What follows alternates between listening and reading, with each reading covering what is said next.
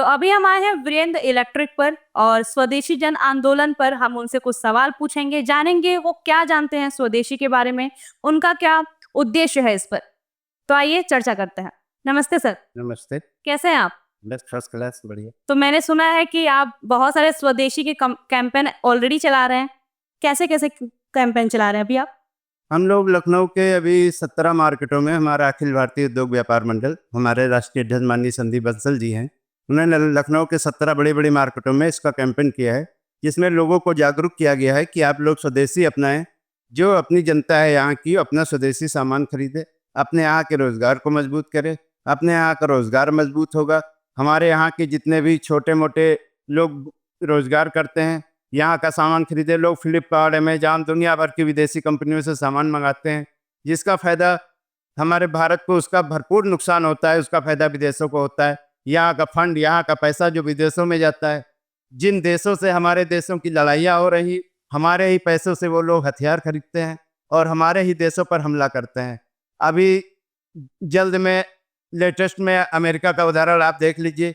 वहाँ की सरकार ने हमारे जो है इंडिया पे कितने % ये टैरिफ लगा दिया है, जिससे हमारे यहाँ का रोजगार बहुत ज़्यादा प्रभावित हुआ है। उसके बदले में हमारे यहाँ की सरकार ने भी जवाबी कार्रवाई की, लेकिन इसका कोई मतलब नहीं है। हमारे यहाँ की जनता जो है जागरूक हो, केवल और केवल स्वदेशी अपनाएं, स्वदेश के बने हुए कपड़े, स्वदेश के बने हुए हर चीज़ को अपनाएं। छोटा सा उदाहरण, अभी दीपावली आ रही है, लोग जो है अपने घरों में स्वदेश की बनी, अपने भारत की बनी हुई झालरें लगाएं।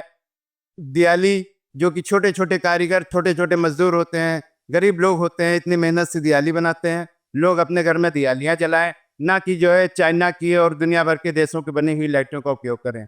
ज़्यादा से ज़्यादा स्वदेशी अपनाएं और अपने देश को मजबूत करें, अपने भारत को मजबूत करें। यहाँ का व्यापारी मजबूत होगा तो यहाँ का देश मजबूत होगा। सबसे ज़्यादा जो टैक्स देता है, सबसे ज़्यादा अर्थव्यवस्था को सुदृढ़ करता है, वो हमारे देश का व्यापारी ही है। हमारे देश का व्यापारी है, सबसे ज़्यादा टैक्स देता है। अगर व्यापारी मजबूत होगा तो देश मजबूत होगा। जय हिंद, जय भारत।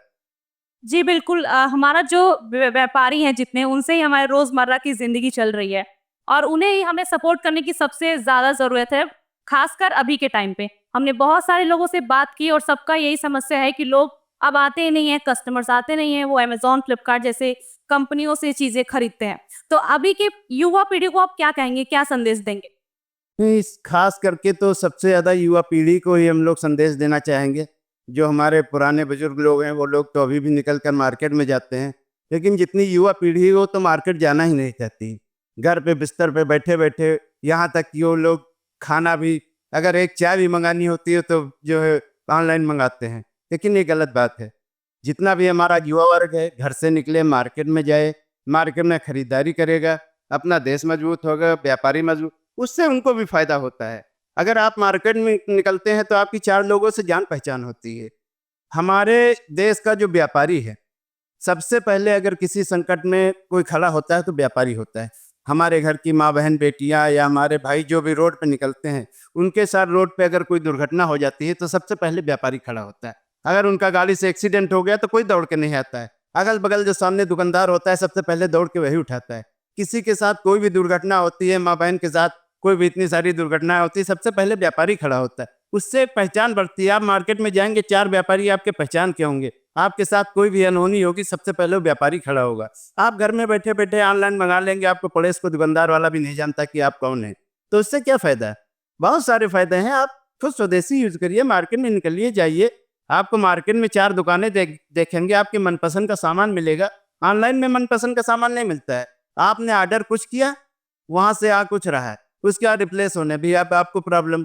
बहुत सारे गारंटी वाले आइटम होते हैं, जिसमें गारंटी की बहुत सारी प्रॉब्लम्स होती हैं, जबकि यहाँ ऐसा नहीं। आप लोकल दुकानदार से खरीदेंगे तो तुरंत आपको गारंटी मिलती है, रिप्लेस भी तुरंत होता है।